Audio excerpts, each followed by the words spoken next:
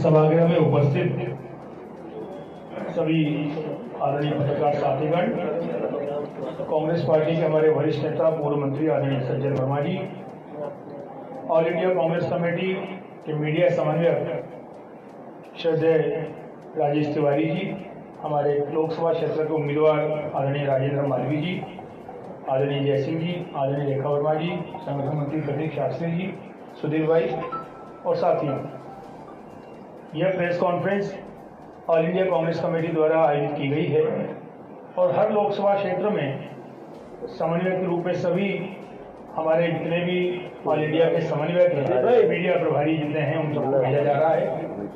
कल उज्जैन लोकसभा की press conference हुई है। कई वरिष्ठ नेतागण हमारे पूरे मध्य प्रदेश के बाकी बचे हुए जो लोकसभा क्षेत्र भी चुनाव के हैं, जहाँ 12 हो गए, बाकी की लोकसभाओं में भी वो सब जगह जा रहे हैं। उसी श्रृंखला में हमारे बीच राजेश तिवारी जी आए हैं। राजेश तिवारी जी का संक्षिप्त परिचय दे दूँ आपको मैं। ये बहुत अच्छे खिलाड़ी भी हैं, बीसीसीआई से जुड़े हुए हैं और लखनऊ में इनका निवास है और अमेठी में मूल रूप से ये काम करते हैं। तो चूंकि अमेठी का जब नाम आता है, रायबरेली का नाम आता है, तो निश्चित रूप से मन में एक बात आती है कि कांग्रेस का गढ़ कहा जाता है। राजेश तिवारी जी संघर्षशील वक्ता है, ओजस्वी वक्ता है। मैं अनुरोध करूंगा राजेश तिवारी जी से सीधा कि वे आज देवास की प्रेस से रूबरू हों। देवास के पत्रकार बड़े हमारे सुधी साथी हैं, चिंतक हैं, लेखक हैं और अपनी वाणी से, अपनी कलम से मैं ऐसा मान के चलता हूं कि हमसे भी ज़्यादा विपक्ष की भूमिका निभाते हैं। मैं इस बात को भी स्वीकार करता हूं। कई कांड ऐसे कई उजागर किए हैं प्रेस के साथियों ने और मैं उन्हें साधुवाद भी देता हूं कि लोकतंत्र का चौथा स्तंभ अपने कर्तव्यों की तीसरी न करते हुए अपना फर्ज निभाता है और ये अच्छी बात भी है। जहाँ लोकतंत्र आज खतरे में है, हम देखते हैं तानाशाही तरीके से चल रहा है, चाहे पत्रकार हो, चाहे नेता हो या आम जनता हो, सब पिस रहे हैं। एक भी ऐसा वर्ग नहीं है जहाँ कोई पिसावट नहीं हो रही हो। अलग अलग तरीके से सरकार तानाशाही रवैया अपनाती है। हम सबका परम कर्तव्य भी है कि एक तरफ लोकतंत्र का एक स्तंभ जो कार्यपालिका होती है, हमारे रूप में कई सरकारें आती जाती है, आप लोग तो सदैव बने रहते हैं। आपकी तीखी निगाहों, पैनी निगाहों से न पक्ष बच सकता न विपक्ष बच सकता है। यही एक श्रृंखला है लोकतंत्र को बचाने की। मैं आज आपसे रूबरू कराने के लिए राजेश तिवारी जी को आमंत्रित करता हूं। सीधा पहले वे अपनी बात रख लें, फिर आप साथी अपने प्रश्न पूछ सकते हैं। श्री राजेश तिवारी जी। धन्यवाद मनोज भाई। मैं देवास के आप सभी पत्रकार बंधुओं का अभिवादन करता हूं। आप सबका अभिवादन है। मंच में मेरे साथ उपस्थित बहुत सीनियर नेता, हम सबके अभिभावक, पूर्व मंत्री सज्जन सिंह वर्मा जी, हमारे देवास के प्रत्याशी राजेंद्र मालवीय जी, मनोज भाई और यहाँ उपस्थित सभी हमारे कांग्रेस के सीनियर नेता हैं, सबका मैं अभिवादन करता हूं।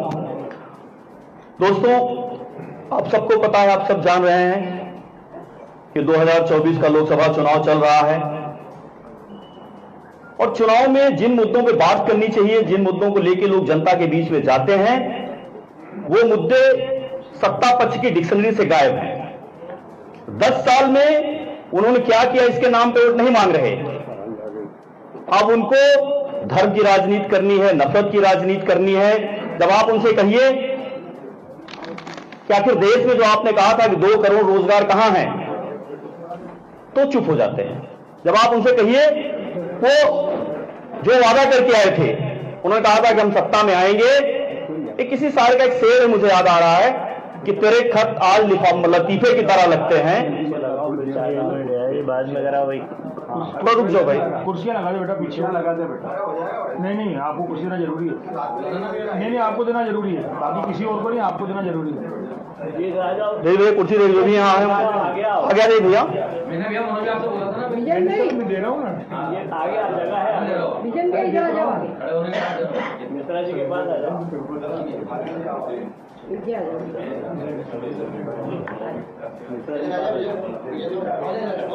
देखो आगे जगह नहीं, आगे जगह मिली, ठीक है। थोड़ी कुर्सी मंगवा ले। जो तेरे खत आज लतीफे की तरह लगते हैं, खूब हंसता हूं जहां वादे वफा आता है। क्या नरेंद्र मोदी जी जो वादा करके आए थे, काला धन वापस लाएंगे, रोजगार देंगे, किसानों को एमएसपी देंगे, महिलाओं की सुरक्षा करेंगे, लेकिन मैं आज ये बात दावे के साथ कह सकता हूं कि उनका वादा सिर्फ वादा है। आजकल देश में आईपीएल की बड़ी धूम है, इंडियन प्रीमियर लीग। एक तरफ इंडियन प्रीमियर लीग है जो उसमें सबसे तेज फेंकता है, उसको पर्पल कैप मिलती है। सारे लोग सूदी लोग हैं, जानते होंगे क्रिकेट में, आईपीएल में। वैसे आजकल एक जेपीएल चल रही है, जुमला प्रीमियर लीग, और उसकी फ्रेंचाइजीज मोदी जी के पास है, नड्डा जी के पास है, राजनाथ सिंह जी, आपके शिवराज सिंह चौहान जी, मुख्यमंत्री जी के पास है। लेकिन चूंकि मोदी के बारे में लोग कहते हैं कि 18-18 घंटे लगातार प्रैक्टिस करते हैं, तो अभ्यास के दम पे जो ब्लैक कैप होती जुमले वाली, इस बार भी जेपीएल की ब्लैक कैप आदरणीय मोदी जी के पास है। सिर्फ झूठ बोल रहे हैं। अब कुछ दिनों से क्या किया उन्होंने, इस देश का इतिहास गवाह रहा है कि बीजेपी ने 10 साल से नफरती भाषण दिए हैं, लोगों को बांटने का काम किया है। अभी कुछ दिन पहले उन्होंने, इनको बैठा हुआ यार, समझदार आदमी है बने सिंह, वो, तुम लोग उठ जाओ वहां से, तुम बैठे रहो बने सिंह। कुछ दिन पहले अभी एक जनसभा में प्रधानमंत्री जी ने कहा कि कांग्रेस की सरकार अगर आएगी तो घुसपैठियों को सारी चीजें मिल जाएंगी। मैं आपसे प्रश्न करना चाहता हूं, जिस कम्युनिटी को लेकर उन्होंने कहा यह बात, उस कम्युनिटी का देश के स्वतंत्रता संग्राम आंदोलन से आज तक एक ऐतिहासिक इतिहास रहा है। उन्होंने क्रांति में हर कदम हमारा साथ दिया। यह हमारे पूर्व राष्ट्रपति डॉक्टर एपीजे अब्दुल कलाम का भी अपमान है, जो इस देश के सर्वोच्च संवैधानिक संस्थान के प्रमुख थे। यह उनका अपमान है, वीर अब्दुल हमीद का अपमान है, जब उन्होंने हमें पाकिस्तान के खिलाफ पेंटन टैंक के सामने अपनी छाती खोल के खड़े हो गए थे। उन्होंने कहा नहीं, भारत माता मेरे लिए सर्वोपरि है। यह हर उस व्यक्ति का अपमान है जिसको इस देश के संविधान में विश्वास है। आजकल एक शब्द बड़ा निकल रहा, मोदी जी की गारंटी, मोदी जी गारंटी। मैं एक बात दावे के साथ कह सकता हूं, जब मोदी जी प्रधानमंत्री हुए और संसद की सीढ़ियों पर जब नतमस्तक हुए, तो पूरे देश की तरह कहीं न कहीं मेरे मन में भी आया कि हो सकता है यह व्यक्ति संसद में जो लोकतांत्रिक मर्यादा है, उसकी गरिमा, उसका पालन करे। लेकिन बड़े अफसोस के साथ कहना पड़ रहा है कि देश के स्वतंत्रता के बाद आज तक जितनी गिरावट लोकतांत्रिक मूल्यों में आदरणीय मोदी जी के शासनकाल में आई, कभी नहीं आई। जो पार्लियामेंट में क्वेश्चन करता था, माइक बंद कर दिए जाते थे। हमारे नेता की संसद सदस्यता निलंबित कर दी गई, और देश के इतिहास में इससे बड़ा काला धब्बा नहीं होगा कि मोर देन 50 एमपी उनको संसद सदस्यता सिर्फ इसलिए उनकी निलंबित कर दी गई क्योंकि वो मोदी की आंखों में आंखें डाल के प्रश्न करते थे। और हमारे नेता राहुल गांधी जी ने मोदी जी की, मैं एक बात कहना और एक दावे के साथ कह सकता हूं कि वर्तमान समय में अगर राजनीति का कोई सबसे बड़ा ज्योतिषी है तो हमारे नेता राहुल गांधी जी हैं। जो जो बातें उन्होंने चताई, उन्होंने कोरोना के खतरे से देश को आगाह कराया, कोरोना का खतरा आया। इलेक्टोरल बॉन्ड पे उन्होंने देश को आगाह कराया। इलेक्टोरल बॉन्ड सज्जन भैया सबसे बड़ा स्कैम पूरे देश में हुआ। उन्होंने राफेल पे बात कही, वो बात पूरी तरह सही हुई, और उन्होंने कहा था कि अंत में, अभी परसों राहुल जी ने कहा कि सारे स्टेज पार हो चुके हैं। अभी तक जैसे होता ना फुटबॉल में 2 हाफ 2, तो अभी जो 2 चरण हुए हैं, आप एक बार लिख लीजिए, इसमें कांग्रेस 2-0 से आगे है। जो 2 चरण के चुनाव हैं, कांग्रेस 2-0 से आगे है। और मोदी जी के तीसरे चरण में क्या होना है, अभी जल्दी ही कोई तस्वीर आएगी, चाहे टीवी पे चाहे अखबार में आए, किसी स्टेज पे मोदी जी के घड़ियाली आंसू निकलने वाले हैं। ये मैं दावे के साथ कह सकता हूं, क्योंकि मोदी जी ने कोई काम नहीं किया है, भावनात्मक रूप से लोगों को बरगलाने के काम उन्होंने किया, वही फिर शुरू करने वाले हैं। महिला सुरक्षा की बड़ी बड़ी बातें करते हैं मोदी जी। मैं तो उत्तर प्रदेश से हूं। स्वामी चिन्मयानंद जो इनके गृह राज्य मंत्री थे, उनके ऊपर आरोप लगे, कुलदीप सेंगर के ऊपर आरोप लगे। इनके एक सांसद है ब्रजभूषण शरण सिंह, पूरी दुनिया ने देखा कि किस तरह हमारी बेटियां जंतर मंतर पे धरने में बैठी थी। उन्होंने आरोप लगाए, वीडियो क्लिप उन्होंने दिए, लेकिन महिला सुरक्षा पे बातें करने वाले मोदी जी के मुंह में अलीगढ़ का ताला लग गया। एक बार अजीत पवार जब सुबह 4 बजे सरकार बनाते हैं महाराष्ट्र में, मोदी जी 4 बज के 15 मिनट पे ट्वीट करके बधाई देते हैं। लेकिन मंगलसूत्र और सुहाग की बात करने वाले मोदी जी, जब मणिपुर में हमारी महिलाएं निर्भर सड़कों में घुमाई जा रही थी, 6 महीने उनकी उंगलियों में दाग लग गया, उनकी जबान पे ताला लग गया। महिला सुरक्षा पे एक शब्द मोदी जी ने नहीं बोला। यह इनकी हकीकत है। आप सब बुद्धिमान लोग हैं, आप समाज को दशा देते हैं। इसके पहले जब कांग्रेस की सरकार थी तो हमारी तुलना दक्षिण एशिया में इंडो चाइना कहा जाता था कि हमारी लड़ाई चाइना से है, हम चाइना से लड़ते थे। लेकिन जब से विश्वगुरु बनने की चाहत रखने वाले तथाकथित विश्वगुरु आए, तब से हमारी तुलना एक बहुत छोटे देश पाकिस्तान से हो रही है। आप जब कोई बात करिए, हमारी क्या तुलना पाकिस्तान से? पाकिस्तान हमसे किस मामले में है? ना हमारे आर्थिक संसाधन में कोई मुकाबला है, ना हमारी सेना का कोई मुकाबला है, ना हमारी बौद्धिक क्षमता का कोई मुकाबला है, ना हमारे जो प्रोफेशनल्स हैं उनका कोई मुकाबला है। किस जगह मुकाबला है? तो देश की अवनति है। जहां हमारी तुलना चाइना से होती थी, इनके शासनकाल में हमारी तुलना पाकिस्तान से हो रही है। विश्व गुरु, यह सही बात है कि मोदी जी पूरे 10 साल सिर्फ जहाजों पर रहे, और आज ये दुर्भाग्य की बात है कि छोटा सा देश Malaysia, Sri Lanka, Indonesia, Nepal, even की बांग्लादेश, ये सब चीन के पाले में जाके खड़े हो गए हैं और यहां झूठा डंका बजाया रहा है कि हम विश्वगुरु हो रहे हैं। अब देखिए, इनका एक नारा है, आया है 400 पार। क्या है 400 पार? सरकार बनाने के लिए तो सज्जन भैया 272 सीटें चाहिए, पूर्ण बहुमत के लिए 272 सीटें चाहिए। इनके कई नेता, इनके कई सांसद ये कह चुके हैं कि अगर हमारी 400 सीटें आती हैं तो हम इस देश का संविधान बदल देंगे। इस देश में जो एक गारंटी है, जो गारंटी हमारे पूर्वजों ने, कांग्रेस के नेताओं ने, बाबा साहब अंबेडकर ने, डॉक्टर राजेंद्र प्रसाद ने, जवाहरलाल नेहरू जी ने जिस देश को एक गारंटी दी, आप मेरे ऊपर विश्वास न करिए, आप इनके ऊपर विश्वास न करिए, लेकिन इस देश में आपके फंडामेंटल राइट्स की अगर किसी के पास गारंटी है तो इस देश का संविधान है। इस देश में एक ही गारंटी चलती है, संविधान की गारंटी। और बड़े दुख के साथ कहना पड़ रहा है, अगर हम ये लड़ाई किसी को हराने, किसी जिताने की लड़ाई नहीं है, ये लड़ाई लोकतंत्र को बचाने की लड़ाई है, संविधान को बचाने की लड़ाई है। उसे हम जहां लोग रहते हैं सज्जन भैया, वहां लोग कुर्सियां बेचने आते हैं गांव में, तो कहते हैं 400 की, लेकिन जब आप नेगोशिएट करिए तो 100 से 150 में देके चले जाते हैं। मैं दावे के साथ कहता हूं कि मोदी जी 150 सीट से ज्यादा नहीं पाने जा रहे हैं। किसानों का अपमान, बड़ी बड़ी बातें करके, पर नारा होता था, नारा मूर्त रूप में लाया जाता था। जब इंदिरा गांधी ने नारा दिया गरीबी हटाओ, तो उन्होंने उसको धरातल पे उतारा। हमारे नेता लाल बहादुर शास्त्री ने नारा दिया, जय जवान जय किसान। हमने कोई 400, 500, 1000, 2000 पार का नारा नहीं दिया।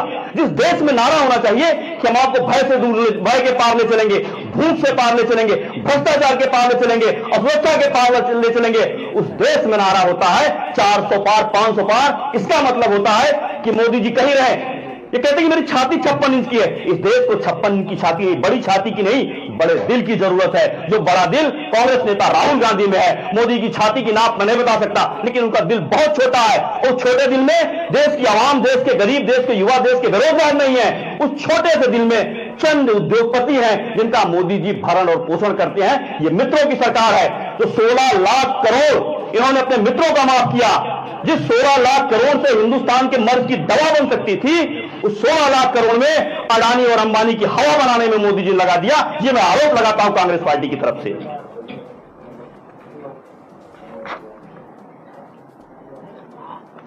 मित्रों की सरकार,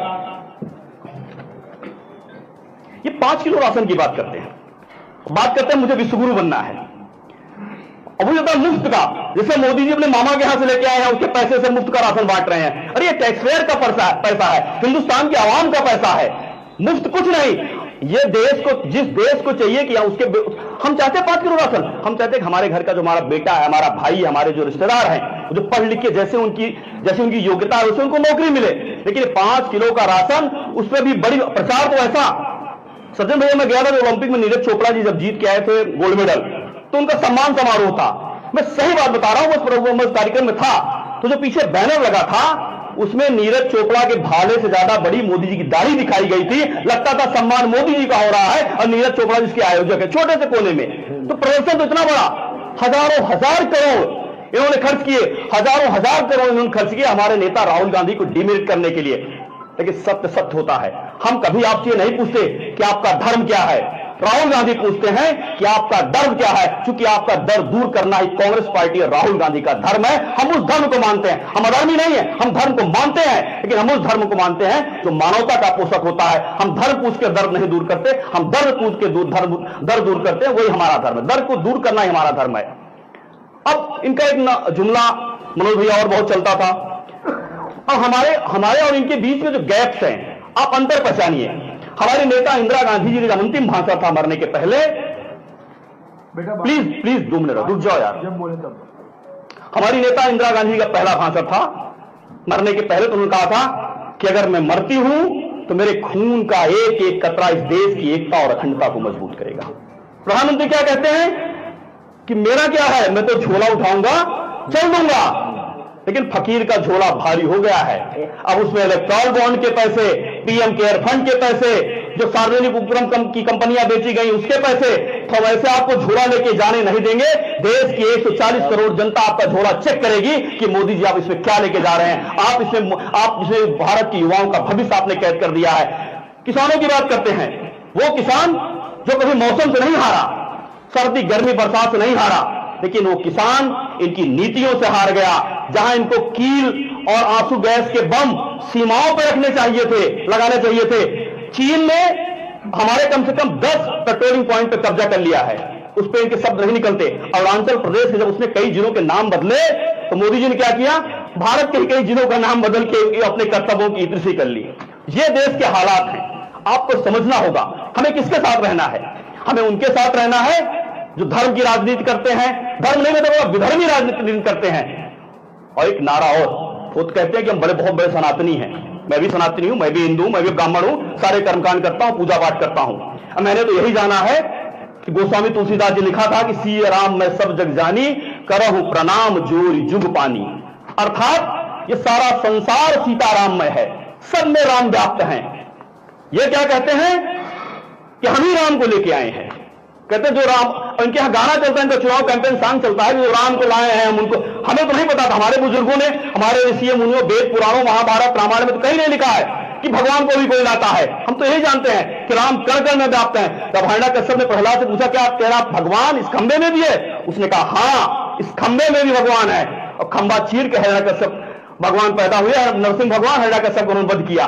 तो जिनके अंदर इतना घमंड आ गया है, जो ये कहने लगे कि हम भगवान राम को लेके आए हैं, तो मैं जानता हूं राम ही केवल जो निर्मल मन सो मोहि पावा, मोहि कपट छल छिद्र न भावा। भगवान कहते हैं कि मुझे वही पाता है जिसका हृदय निर्मल होता है, जिसका मन निर्मल होता है। दैहिक दैविक भौतिक तापा, राम राज नहीं काहू व्यापा। आप राम को, राम आपके चुनाव एजेंट नहीं है, हम भी राम को मानते हैं। राम हमारे आदर्श हैं, राम राज हमारा आदर्श है, राम की बातें हमारे आदर्श है। हम सबरी को राम को मानते हैं, हम रावण के वध करने वाले राम को मानते हैं। हम उस राम को जिस राम को आपने अपना चुनावी एजेंट बना लिया है, कैंपेन उनके नाम पे करते हैं। राम के नाम पे भीख तो भिखारी भी मांग लेता है। मैं आपको चुनौती देता हूं, आपने 10 साल में क्या किया? आप अपने काम के नाम पे वोट मांगिए मोदी जी, आपको अपनी औकात समझ में आ जाएगी। अंत में मैं सिर्फ इतना कहना चाहता हूं कि लोकतंत्र के लिए, हमारे बच्चों के, आपके बच्चों के भविष्य के लिए, महिलाओं की सुरक्षा के लिए, इस देश को वाकई में अगर आप चाहते हैं कि हमारा सीना गर्व से ऊंचा रहे कि हम हिंदुस्तानी, हम भारतवासी हैं, तो हमें ऐसे संकीर्ण मानसिकता के लोगों से दूर आना होगा। और ये ताकत हमें लोकतंत्र ने दी है, हमारा एक वोट। एक बात और जान लीजिए, मैं भी आपको, हमें शंका हमारा से कहना चाहूंगा, अगर इनके हाथ में 400 आया तो सबसे पहले सज्जन भैया ये करेंगे, रसिया की तरह एक रेवोल्यूशन, एक बिल लाएंगे कि मोदी जी जब तक जिंदा है तब तक यही प्रधानमंत्री रहेंगे, कोई चुनाव नहीं होगा। कांग्रेस ने जो आपको ताकत दी है, हमें गर्व है कि इस देश के राष्ट्रपति का वोट का जो मूल्य होता है वो ये रिक्शा चलाने वाले वोट का मूल्य होता है। यह कांग्रेस ने दिया। अगर आप चाहते हैं कि समानता बनी रहे, ये सद्भावना बनी रहे, ये प्रेम बना रहे, ये भाईचारा बना रहे, तो आपको ऐसे नफरती ताकतों को पूरा जवाब देना होगा। बस मुझे आपसे इतना ही कहना है। हमारे नेता राहुल जी एक पवित्र विजन लेके निकले हैं। भारत जोड़ो यात्रा में राहुल जी ने पूरे देश के दर्द को महसूस किया, हर प्रांत में गए, कहा कि क्या समस्या है, सबसे रूबरू हुए। और इनका घोषणा पत्र इनके कारपोरेट ऑफिस में बैठ के बनता होगा, लेकिन हमारा घोषणा पत्र किसानों से मिलके, मजदूरों से मिलके, महिलाओं से मिलके, छात्रों, नौजवानों, सबसे मिलके हमने सबसे राय ली है। और मैं मोदी जी का इसलिए धन्यवाद देना चाहता हूं कि उन्होंने हमारे खाते सीज कर दिए, हम पे फाइनेंशियल अटैक किए, लेकिन आज हर जनसभा में भाजपा का घोषणा पत्र बाद में पढ़ते हैं, कांग्रेस का घोषणा पत्र ज्यादा पढ़ते हैं। वो प्रचार मंत्री है, प्रचार भाजपा का छोड़कर कांग्रेस का प्रचार कर रहे हैं। भाई हमारे पास में संसाधन नहीं है, हमारे सारे खाते में सीज कर दिए हैं, लेकिन हर प्रोग्राम में अभी देखिए सज्जन भैया भी कहने लगे अगर कांग्रेस आई तो, कल से अमित शाह भी कहने लगे। इसका मतलब इनके जान चुके हैं कि ये रेत की दीवार, कागज का लिबास बदन से उतार दो, पानी बरस पड़ेगा तो हम मुंह दिखाओगे। तो पानी बरसने वाला है, इनके कागज का लिबास फटने वाला है। राहुल गांधी जी के नेतृत्व में पूरे भारत में नफरत की बाजार में मोहब्बत की दुकान खुलेगी। आप सबका बहुत बहुत आभार।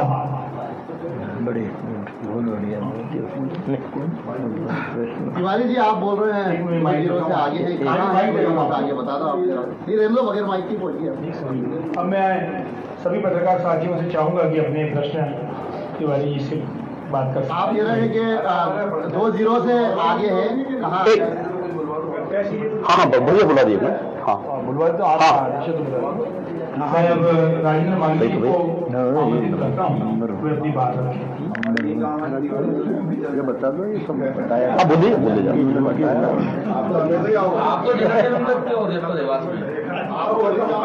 हमारा बोली तो हम काम यहाँ पैदा में यही हुए छोड़ेंगे ना छोड़ेंगे।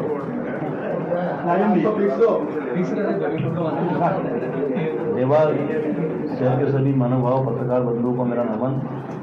मातृशक्ति को नमन करता हूँ। पूरी आवाज से बुलंद है। मातृशक्ति को नमन करता हूँ।